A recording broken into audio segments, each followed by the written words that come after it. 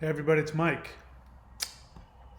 Sorry, I'm having my breakfast protein drink. All right, so today I want to talk to you about destroying the stigma around borderline personality disorder. So, very oftentimes, borderlines will come on. By the way, there's a lot of borderlines who watch my channel, and as far as I know, seem to be enjoying it, even though this channel is not directed primarily towards helping borderlines.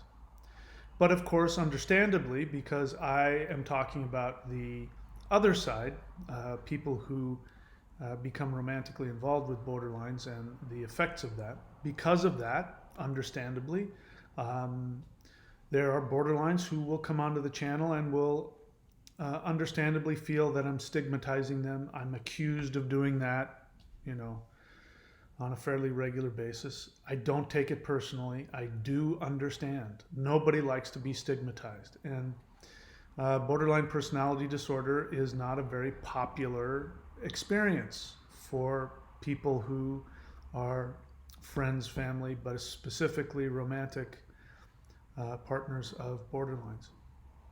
So I want to address that. You know, how can we destroy the stigma around borderline personality disorder?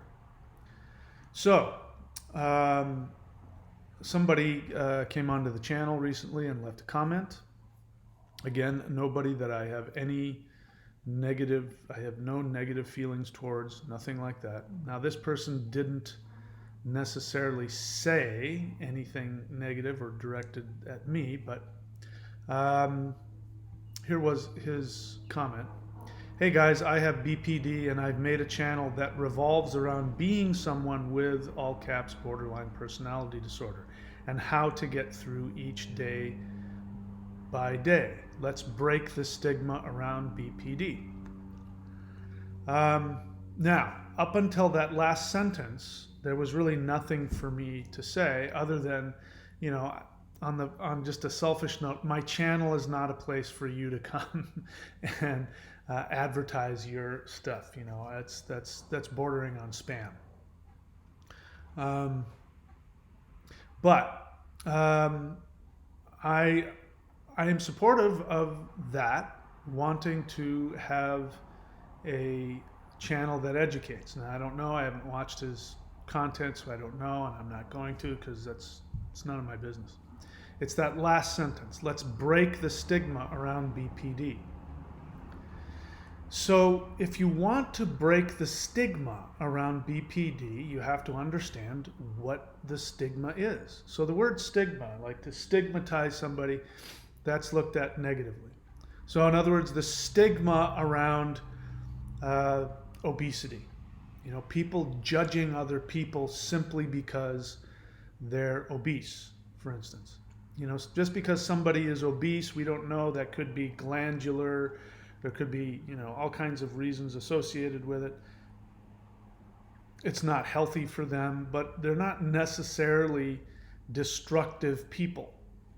Or I should say, they don't necessarily have destructive behaviors. Maybe they do. Maybe if they, you know, if they're addicted to overeating and it's as simple as, you know, changing your diet, then maybe they have some destruction towards themselves, which might have some effect on other people. But there's no shortage of people who are larger than others and are perfectly healthy. That's just their body type. And so the stigma around it means a judgment without merit. So that's what stigma, that's, you know, that would be a good definition of stigma. Judgment without merit. So borderline personality disorder is a very real thing. It is a very real mental illness. And that is why I'm constantly hammering that phrase. It is a mental illness. Now, the most important reason I do that is for those non-borderlines who are trapped in that really destructive codependent dynamic that they can't get themselves out. And they're continuing to volunteer for pain and misery. And so until you can realize that there's no hope of ever having a relationship with a toxic borderline, then the attachment, the the obsession, the addiction to that trauma and that craziness will continue. So while I'm hammering away at how destructive toxic borderlines are, it's not a personal attack on them. I have nothing against them. I don't have an axe to grind. I'm not angry with them. They don't hurt my feelings. I'm not threatened by them. I actually have nothing but compassion for them. And if I were, I've got a lot of my own issues that I don't share on this channel because it's not appropriate, but I have my own issues that I wish I could snap my fingers and make go away. Emotional, psychological. I have my own problems. But if honestly, God were to descend before me and say, I'm going to give you a magical power that you can snap your fingers and make one physical or mental or psychological or emotional issue vanish, I would, without hesitation, I would pick cluster B personality disorders, because from what I've seen, what I've experienced, and what I've watched others go through, it's got to be the worst possible thing to live with. Maybe I'm wrong about that, but it's certainly among. If there is the worst, it's among the worst. It's a horrible thing to live with. I would snap my fingers and make it go away. So I'm not here, and I am constantly defending borderlines against people who want to stigmatize them by calling them evil, by saying they're evil, by saying that they're planning it out, that they want to hurt you, and they're calling them all kinds of horrible names as though they have the choice to not do the things that they do. Again, they are responsible, and that's really what I want to say here. That phrase at the end of that comment, now I don't know this guy, and again, the best way to interact with me on my channel is to reveal yourself. And he really didn't do that. He was I got nothing against it. Do whatever you got to do. But he was advertising his channel, and he wasn't really engaging with the video or having a comment or adding to the discussion about the video. He just wanted to promote his channel. Nothing against that. But that last phrase, let's break the stigma around BPD. The stigma around BPD is not there for no reason. It's not just a stigma of judgment without merit. It's not people walking around finding flaws in women's bodies, or people walking around laughing at people who are overweight, or laughing at people who are handicapped. That's stigma without merit. The stigma from borderline personality disorder is a direct result of the behavior that mental illness causes people with borderline personality disorder to commit. If you want to break the stigma around borderline personality disorder, get help. Go get therapy and admit that you don't have the power to stop the destruction that you cause in other. And I'm being very clear. You cause destruction in other people's lives. I don't blame you for that, because I know that you have a mental illness. But part of that mental illness is narcissism. Now, there's a difference between narcissists, which, narcissistic personality disorder, that's a whole thing. But narcissism we all have. We all have narcissism. For instance, that comment was narcissistic. Again, there's nothing wrong with that. You got to promote your channel. I do it all the time. I do all kinds of things to promote my channel and my businesses. I'm a salesman. I sell stuff. And so I'm focused on my narcissism. I want to make money. I want to be successful. This comment was purely narcissistic, because it only focused around, hey, look at me. I've got this. And I have a channel, and I have videos, and I'm talking about personal experiences, and I'm talking to people who have, and so there was no attempt to even engage with the subject matter of the video.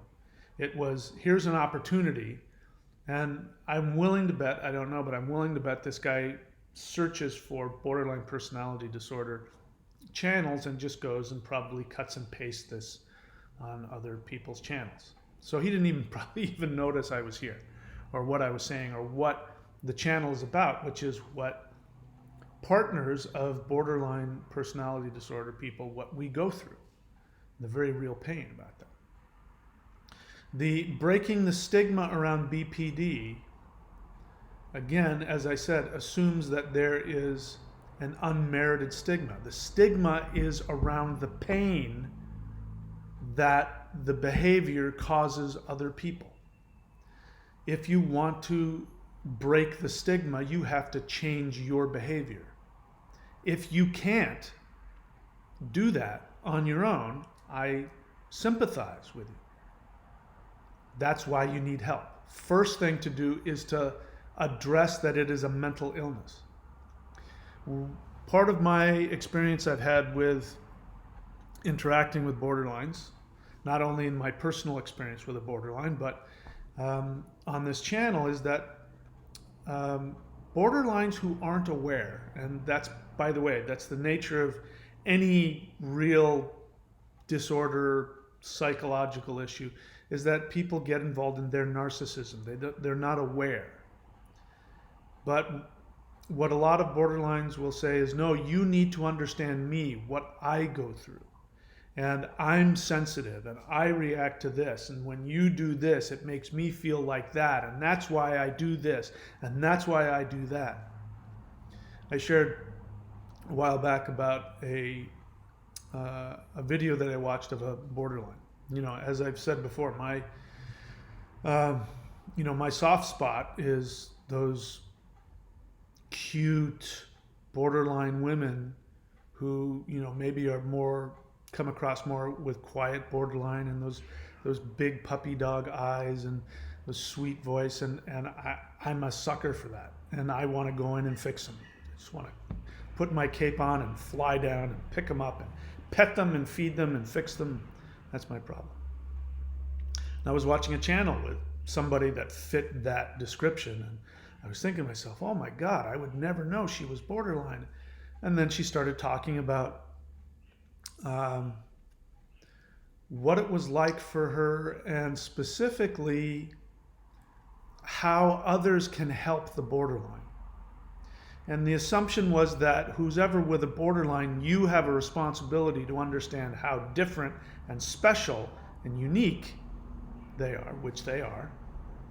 And then she went to talk about, so sometimes, when I'm triggered, I need my partner to hold me in this certain way. And she made this example of, cupping my head with one hand and put your other hand right here and then say this to me and hold me like that. And don't put your hand here, but put it there. And, as if she was really explaining that if you did exactly to the letter, the exact, very specific, unusual, in other words, allowing the borderline to completely control your every thought, movement, and action, that if you could do that, that then she would be okay. And the assumption, the message was that it was your responsibility as the partner of the borderline to, if you don't know how to do that, be willing to be completely instructed in the exact way. Otherwise, we won't know, that you love us, and I won't feel loved until you do this exact thing. Now, I'm watching this with my eyes, this big, like the narcissism. And with narcissism is the complete lack of awareness of the fact that there is another human being with their own thoughts and feelings involved here. That is such a devaluing thing to do to somebody, because then the other person becomes an object. The person whom you have to control in these exact ways. And by the way, let me just say, it would never work. Even if you did the exact thing that the borderline is telling you to do to the letter, the borderline would still have the feeling, and there would be something else. Something else would come into their mind that you're doing wrong. It would never work. I became very aware that person was easily a very dangerous person to be around because they do not have any awareness of their own, what their issues are. And so that person doesn't understand the borderline personality disorder, because if they did, they would realize that immediately the need to try and control every single possible thing the other person is doing in order to make me feel, they would know that that was their mental illness talking. So it means that they don't even understand the mental illness that they have. I interact with people on this channel all the time who don't understand, borderlines who enjoy my channel, so they say. They will reveal their personality. I've shared this before as well. I haven't seen this person on the channel. I hope that she's doing well, and I hope she feels welcome, because she is, but I haven't seen her lately, which is fine. That may have nothing to do with me or my channel. But this was somebody who had very positive feedback with me. My instinct was like, oh, I'm in the idealization phase. And this person is idealizing me, and that's why they have all these compliments about me and my channel. And then during a live Q&A, I interacted with this person. This person had questions, and I completely focused on them. I felt like a good 5 or 10 minutes just focusing on this person and being loving and kind and supportive. Immediately after that video had aired, a comment was, it would be nice if you answered my questions. As though I had ignored this person. And I was like, oh, there's a borderline for you. You finally give them what they want. You give them the love and the attention, and they start to act like you're, abusing them in some way. And that was, and that is how it works. When you give them the love that they ask for, they split on you. They devalue you. That's the knee-jerk response of the mental illness of borderline personality disorder. So the point I'm trying to make here is that borderlines, if you want to get rid of the stigma of the mental illness that you are not responsible for having, you have this mental illness because of factors out of your control. If psychologists are accurate, psychiatrists, it may be because there's some underlying genetic component that is triggered by trauma. And the trauma can be as insidious as just simply being neglected at infancy. One of the things that I and my borderline ex had in common is that we have difficulty being around crying infants. I can't stand it. I was born premature. By a month, maybe 2 months. I was born like I almost died. Doctors said I was going to die. 1963, what they did is they stuffed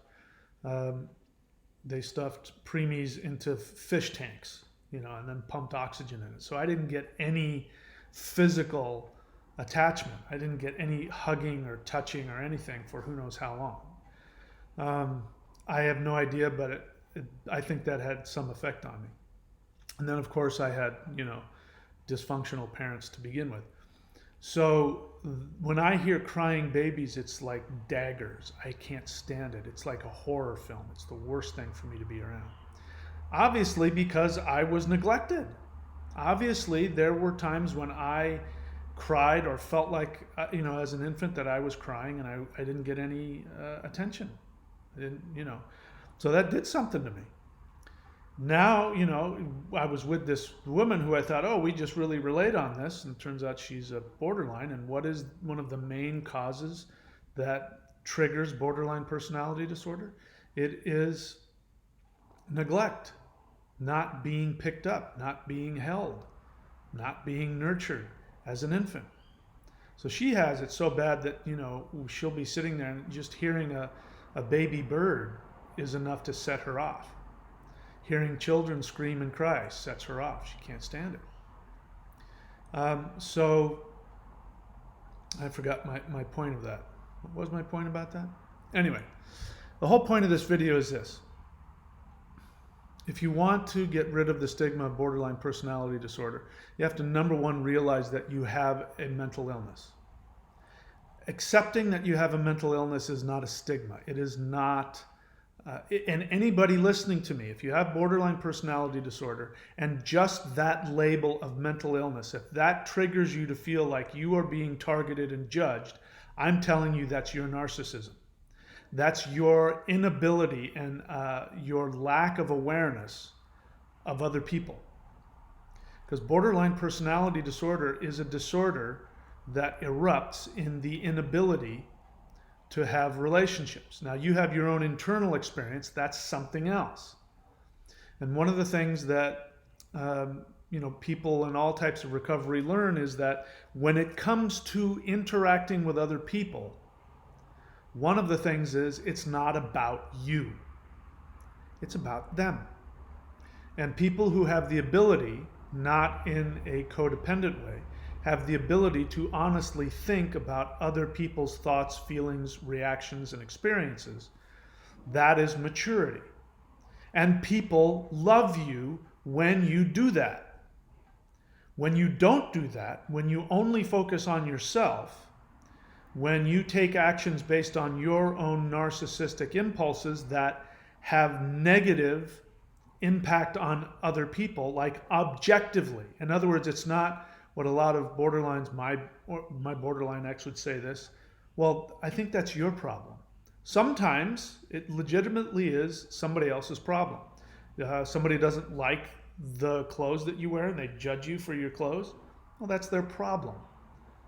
But when you walk by and in your high-heeled spiky heels step on somebody's foot and they scream out in pain, and your response is to say that's your problem, your foot shouldn't have been there anyway.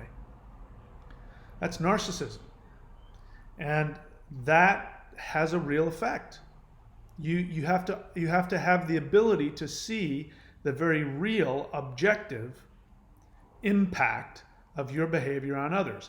If you can't do that, that's called narcissism. If you have borderline personality disorder, it means that you have narcissism that you're not aware of and that you don't have any control over. And I'll go so even far as to say this. A lot of borderlines will say that, no, we do know what we do, we just can't stop ourselves and we feel horrible afterwards. In fact, there will be this whole discussion about, trust me, we punish ourselves enough. Well, it doesn't mean anything. I know you feel it. Your pain is very real, don't get me wrong. But in terms of, that explanation won't change anything. That's like a snake who has real venom, who says, I can't help but bite you. And I feel so horrible after I do it. I bite you, I infect you with my poison, and I feel so bad afterwards. In other words, give me a pass because I feel bad. I'm sure you do feel bad, and I feel for how badly you may feel as a result of that. It doesn't change the very reality that you've just stuck poison in somebody and it's destroying and necrotizing their skin cells. And that's the part that's missing. So to say we do know what we do, my response is that is still coming from a narcissistic lens. The guilt, what is guilt? Guilt is anger turned inward. And I know because we all have this to some degree, I have this. When you cause somebody harm and then you go and feel sorry for yourself and you feel a ton of guilt, if that guilt doesn't result in a change in behavior over time, then it's narcissistic. It is anger towards the other person. What's really going on is you're angry at the other person for allowing themselves to be hurt by you and have this negative feeling about you. It's not a judgment, that's just what guilt is, because true empathy, true understanding has action associated with it. True understanding results in a consistent change in behavior. And as I've said, on this channel, and as I said to my borderline ex, even before the devaluation began, we were talking about love, and I said, love is not a feeling, love is an action. To which she looked at me like, what are you talking about? I said, yeah, love is an action. And this is true with if we're talking generally about men and women, generally speaking, men and women look at love differently. Men see love as an action because men are action oriented. Testosterone in the brain makes men feel responsible. They have to be the protector, the provider.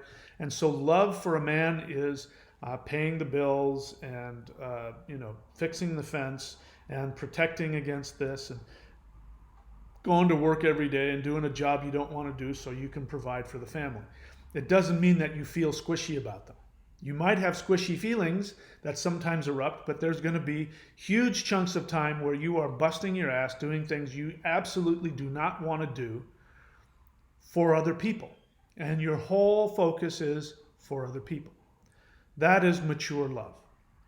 Women tend to be more emotionally connected. Now, women, don't get me wrong, women do all kinds of loving things too, like change diapers and all that, and that's the same thing. That's the stuff you don't want to do.